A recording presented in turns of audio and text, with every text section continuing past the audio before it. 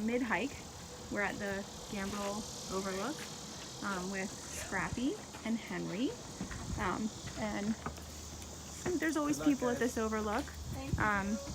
Just a couple minutes ago, I would say there were probably at least 10 people here. Josh, right? At least 10. Maybe more. With 3 or 4 children. And talk to me about Scrappy, when he growled, why he growled, and what you did to correct it. He didn't growl at just about all the people. He growled at one particular individual, and that individual was kind of a bigger guy, lower voice, coming up kind of hot and heavy. He's seen that kind of headed in his direction, and he wasn't wrong about that. The guy was definitely headed over here, and he let off a growl to say, "This situation is making me slightly uncomfortable." Julie stopped the guy and said that they were in training, and I came over and I told Scrappy, "No to the growl.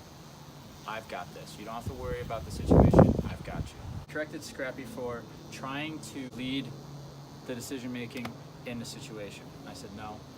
Relax, lay down, I've got this." What do? We advocate for him, and we have him relax.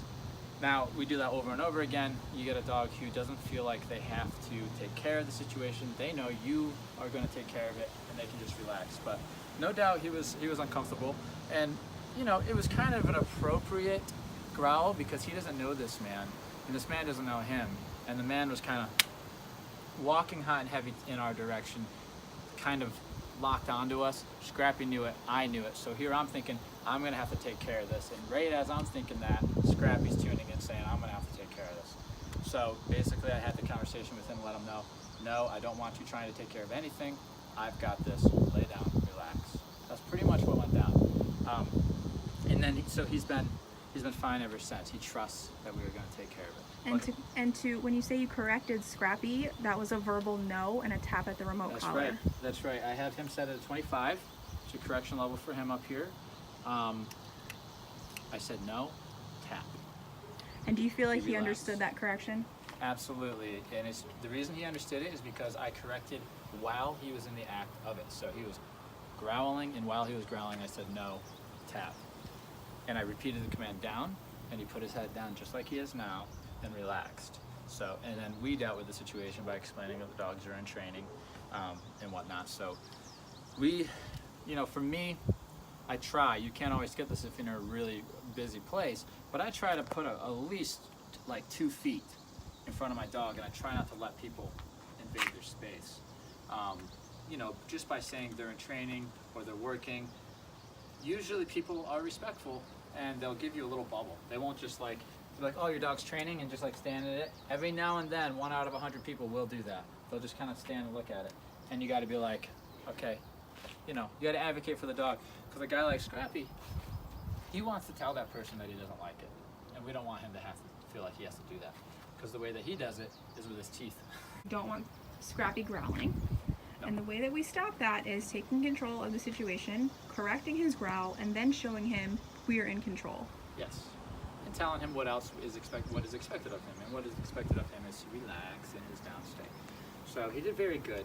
Considering the amount of people up here, I would actually say it was probably somewhere between 10 and 15 people. But the interesting thing to remember is, for me, I learned is this particular individual, I had the feeling that I was going to have to say something, even from like 20 feet away. And if I picked up on that, the dogs picked up on that. So you're saying he has pretty good instincts?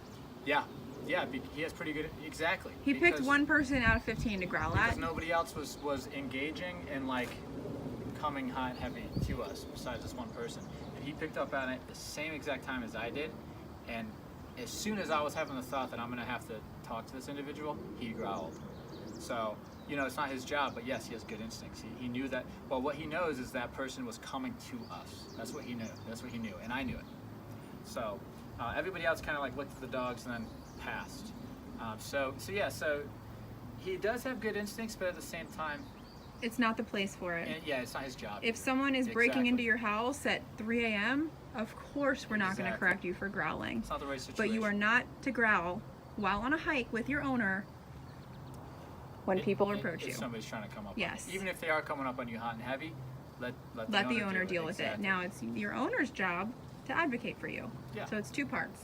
Exactly. And then you get a dog who feels more comfortable, and then they might even feel like more social over Yeah. time.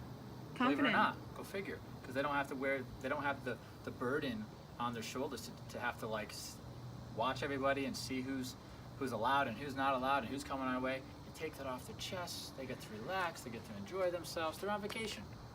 You know. So, anyway, they both are doing fantastic. Yeah. They both are doing fantastic.